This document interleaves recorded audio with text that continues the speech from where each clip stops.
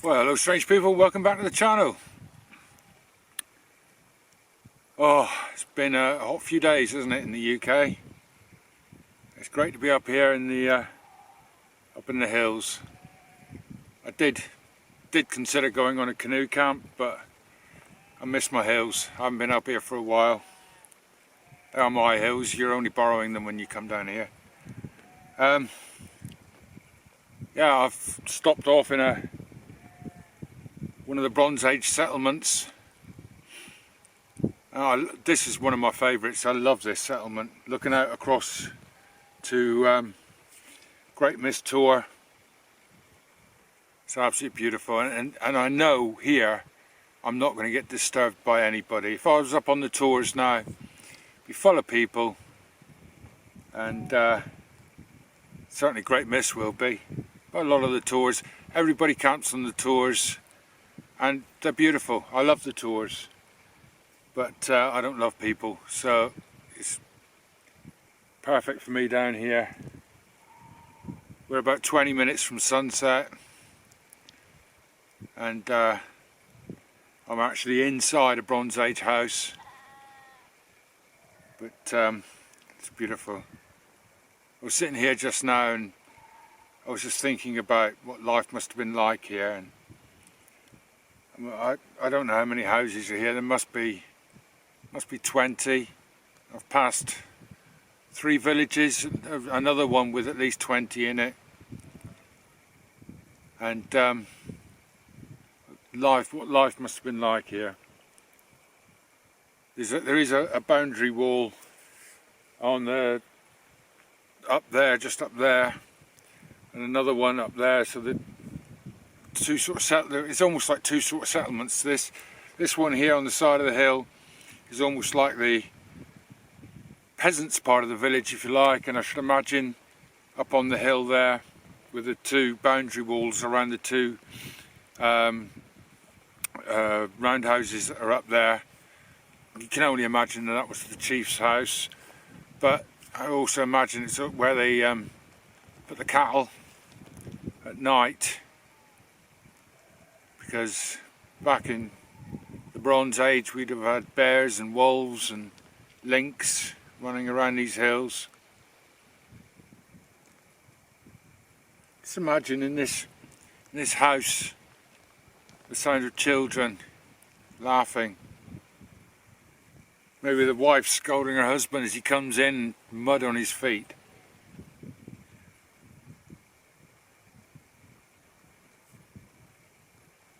Just people being people. That's what I like about these sort of places. And the quiet. Just the sheep. And they would have had sheep here in the Bronze Age. Cattle, sheep, pigs, deer. Although you don't see many deer up on the high moor. Ponies, obviously, which, as I've stated before, are closely related to the Bronze Age ponies.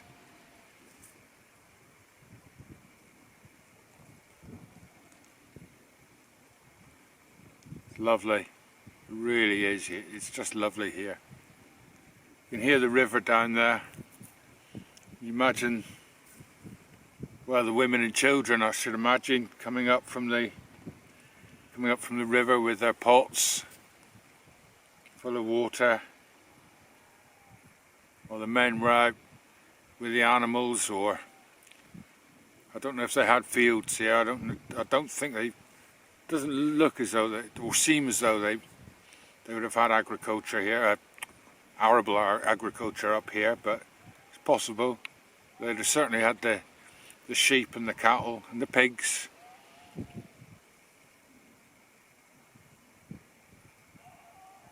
Brilliant.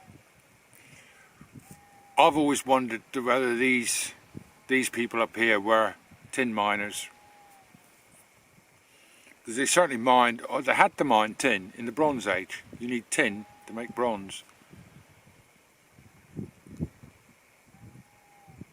So I have often wondered if they, I should say, made their money. They didn't make their money.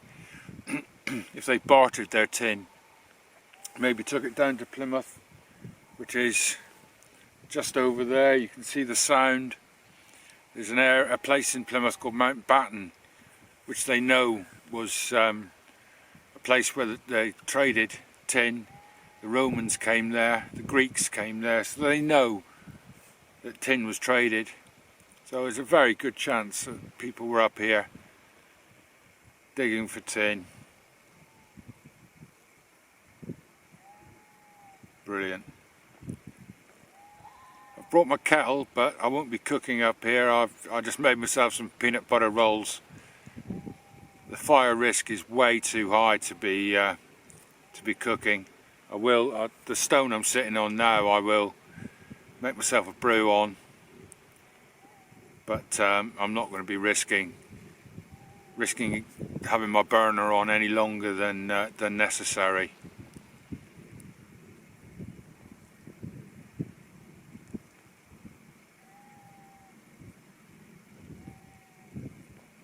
Right, I'll catch you again shortly.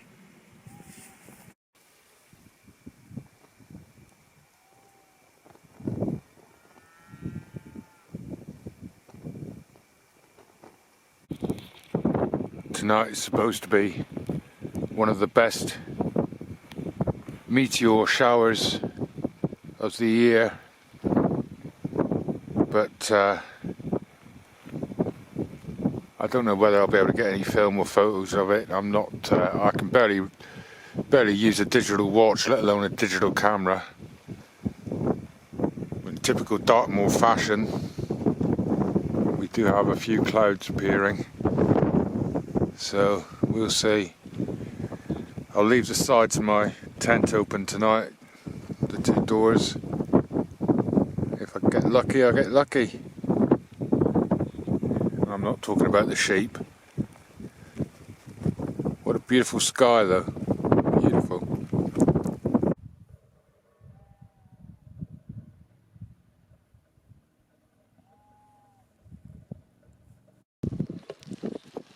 Alright, well the sun's gone down. Quite a nice little sunset tonight. Just thought I'd quickly show you my setup. So I've got my Mountain Warehouse Traveller 50, which is a very lightweight sleeping bag. This heap of rubbish, but I spent good money on it, so I might as well use it. For my pillow, I always use my rucksack, but tonight I've also added an inflatable pillow. I don't mind inflatable pillows because I can always fall back on the rucksack, but I hate inflatable mats because if that goes down I'm sleeping on the cold floor. Although again, being summer, it shouldn't be too bad. My view, I think you'll agree, is pretty good. Whoever built this house knew exactly where they were, what they were doing.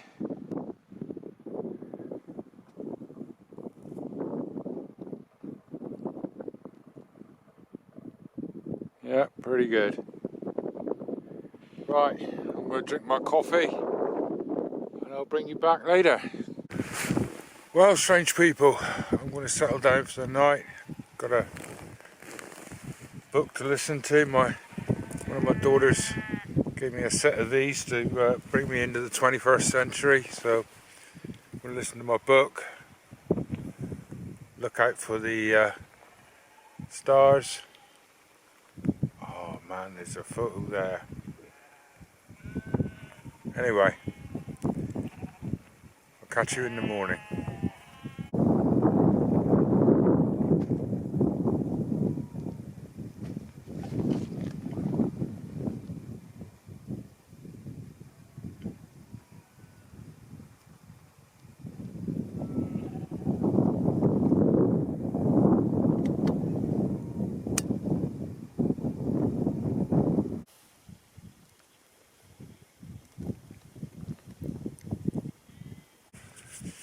Well, morning strange people. Not a bad night's sleep up here, not bad. Disturbed a couple of times, sheep quite noisy, and the ancestors, sleeping with the ancestors wasn't all that great. They were a bit noisy too. No, but seriously, it wasn't too bad. There was a minute when I woke up, well, a couple of times in the night, what the heck is that? And I couldn't figure out what the noise was. Strange noise. I was beginning to think, just mildly beginning to think, this probably wasn't the best place to camp for supernatural reasons, shall we say. But I just put it down to sheep. It turns out that I'm 30 yards from a badger set. Now, I hadn't noticed it last night when I pitched up here, but I'm literally looking at it now. It's behind the camera, 30 yards from a badger set, so that's almost certainly what the noise was last night. So I'm glad they didn't disturb me too much, didn't get too close, because having a fox sit on you is one thing, having a 30-pound badger sat on you, quite another. Yeah, it's a lovely morning. It's going to be a warm day again, so I'm going to pack up in a minute and mooch off, because I've got a fair old walk back, and don't particularly want to be here.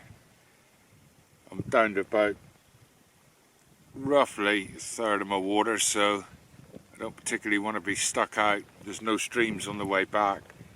The river down there is the last water source, so I don't want to be stuck out in 30 degrees if I can help it. Something a little bit different on this part of the moor anyway. You usually see them on Bodmin Moor. There's Aberdeen Angus longhorn cattle behind me. Well, I'm pretty sure they're Aberdeen Angus, which is quite a rare sight for Dartmoor. I don't know whether they've started in the last year or so bringing them up here, but it's nice to see. It's nice to see the cattle with the long horns up here, rather than the other grumpy old things. Right, there's people already up moving around on Great Mist Tour. Just make them out up there. I'm going to pack up. It's been nice, as I say, nice sleeping with the ancestors tonight. It's a lovely spot. I might move, if I come here again, I might move a little bit further away from the badger set though. But as I say, they didn't disturb me much. It was just They were making some strange noises and I couldn't figure out what the hell that was. Still, I'll pack up and mooch on. I might take you with me on the walk back, I might not.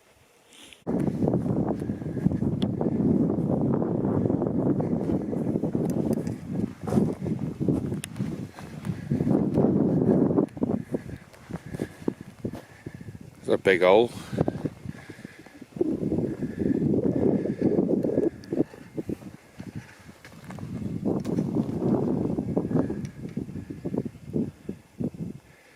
All of this land now had to go and pitch right beside a badger set.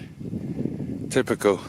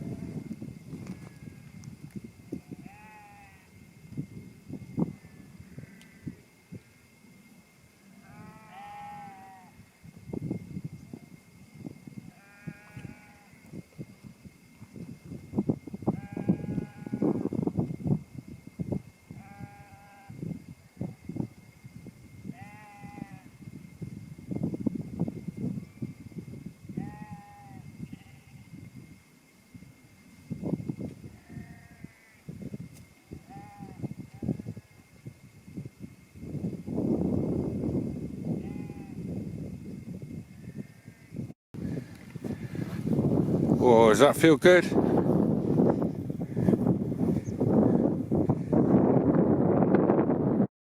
Just looking at this one that the horse was rubbing herself against. I imagine that over the years they've managed to make it lean like that, but I was just looking at this house. It is made with some huge rocks, huge boulders. And the next one along here, massive stones. Again, this one over here, this one's slightly larger in diameter. They've used some massive bits of rock to build it. Look at this one. That's 6 foot long. Oh, now you look at that, and that says to me that that's a natural rock, and they've built around that. That's just colossal. That's got to be several tons. I wonder if they've curved it like that. I wonder if they've chipped that away and curved it so that it's rounded inside.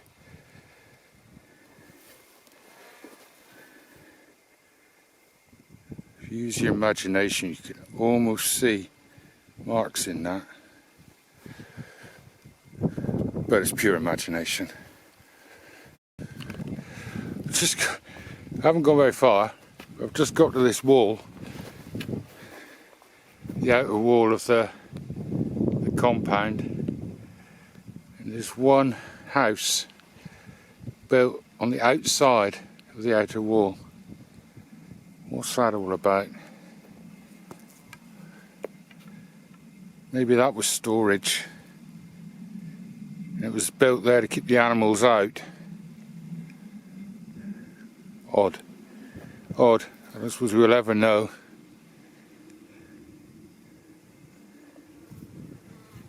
Right, our path takes us that way, towards those cows. Just to the left of White Tor over there. So that's where we were camped last night. We move along, we've got the compound, and just a bit further up the hill, whether I'll be able to pick it out. It's a stone circle. A lot of history around here, a lot of Bronze Age history.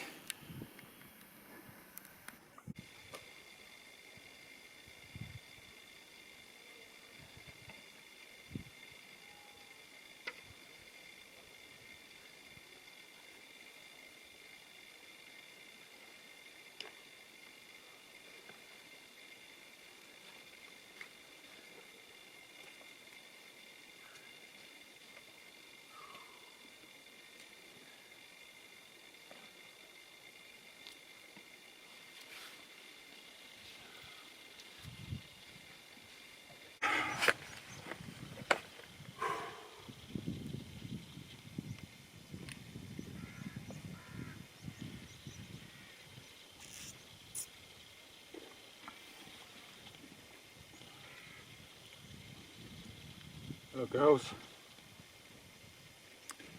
No word of a lie, that's hot out there now. Very hot.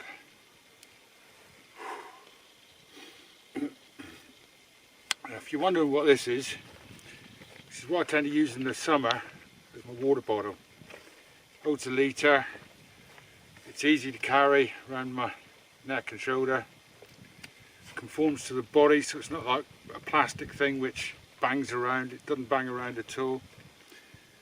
It, if you put it in water, if you can find any, if you put it in water, the process of evaporation will help keep the liquid inside cool.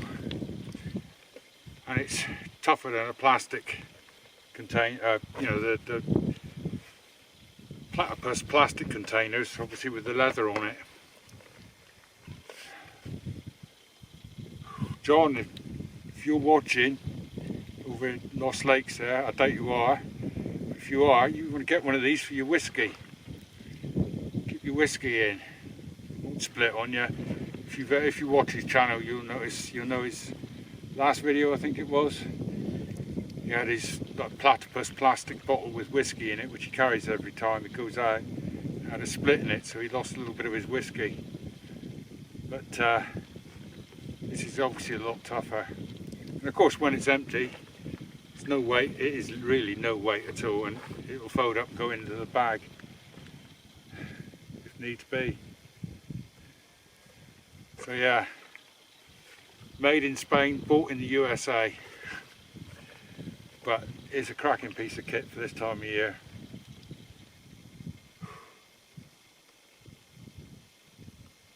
See, as I'm mentioning big channels, I expect some of you on this channel also watch Simon Bloke in the Woods.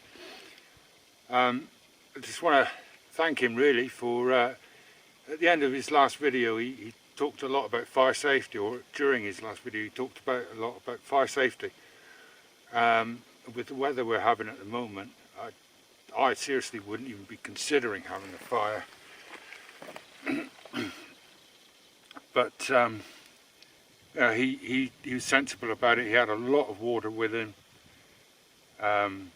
He cleaned the area properly that he was using. So you know, he did a very thorough job. Personally, if I was going to have a fire, I'd just use a firebox. Personally, I would do exactly the same things as he's done, but I would use a firebox. Unless I was by a lake on a gravel or sand section, I certainly this time of year would not be considering, or at this time with this weather, certainly would not be considering a fire in the woods. And obviously you're not allowed to have fires on the moor anyway, but that goes without saying. You've got to be really careful. I was as careful as I could be with my Trangia yesterday, but I could easily have knocked it over, started a fire. Same goes for a gas stove. You could easily knock that over, start a fire. And those portable barbecues, they really need to be banned. ought to set up a hashtag ban portable barbecues or something, but or hashtag fire safety. What people don't realise is to start a fire what you need is heat, oxygen and fuel. To keep the fire going you need an officer from the fire service as well, but that's another story. So you need heat, oxygen and fuel. So just because your aluminium container isn't, just because your fire, I should say, is in the aluminium container, it doesn't mean to say it's not heating up the peat and the grass enough for it to catch fire, because it is. It really is. An example of a fire where you don't need a flame. You don't need a naked flame to start a fire. But everybody's probably done it. It's a magnifying glass. Just, all of that is transfer of heat from the light, from the sun, onto the grass, or if you're well, let's just say if you were an ordinary boy or maybe an ordinary girl, you were doing it to ants. That's all it is. That's all it is. It's a transfer of heat. And that's all it takes to start a fire. So yes, Simon, thanks for Simon Bloke in the Woods from Simon Bloke in the Grass. Thanks for pointing that out, and I wish more of the big channels would point that out, because it needs to be done. The few people I've got watching my little channel, I hope are sensible. Pretty sure they all are sensible when it comes to the fire safety. But we are, even my little channel, and certainly Simon's big channel, we're influencers. People do copy us. I'm sure people have gone to places that I've gone to on the moors just because I've filmed it. I'm sure people have done things, maybe cooked things that Simon has cooked in his videos, or taken up canoeing, because both of us actually do canoeing. So hopefully this will have influenced you. I know we've got rain forecast for this week, but they're thunderstorms and they aren't going to dry it out very much, and they give it, although cooler, they do give it dry after the thunderstorms. And don't forget, the fires on Dartmoor start, well, I've been on fires on Dartmoor in January, and pretty sure we had one in November once, but certainly January I've been out here. And while firefighters are out on the hills and in the forests, or even in the large areas around cities, they're not looking after your community with the effectiveness that they were. What happens is your fire station will go to a fire, and fire control will move a fire engine from another place, usually a place that's got 2 fire engines. So that place that had 2 fire engines now only got 1. So, and your station in your town may have had 2, but those 2 were out on that fire. So now that's also only got 1. So you're not getting the protection that your taxpayer money is paying for. And mine.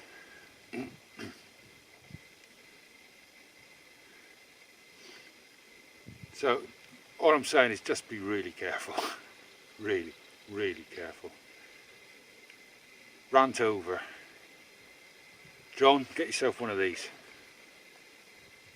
Just a quick add-on to what I was saying, and why not? We've got an aeroplane and a helicopter going over. If you smoke, and I'm not going to judge you, but if you smoke, carry a tin, put your dog end out in the tin, put the lid on the tin and put it back in your pocket. Safe. It's just safe. Right. Catch you on the next one. I've seen this dry before, but always over by the island it's been damp mud. Damp. This is just sand. In the winter this is, what's a small tarn. And most summers it's a small tarn. Obviously it shrinks in size, but I've never seen it like this. This is sandy, dry.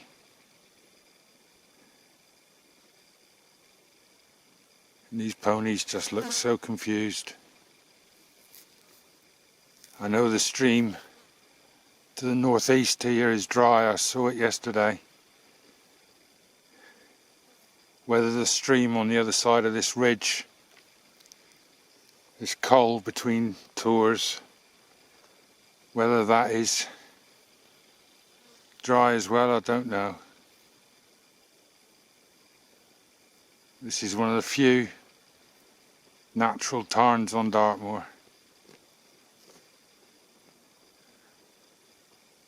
Hello little ones. Look at the flies all over you.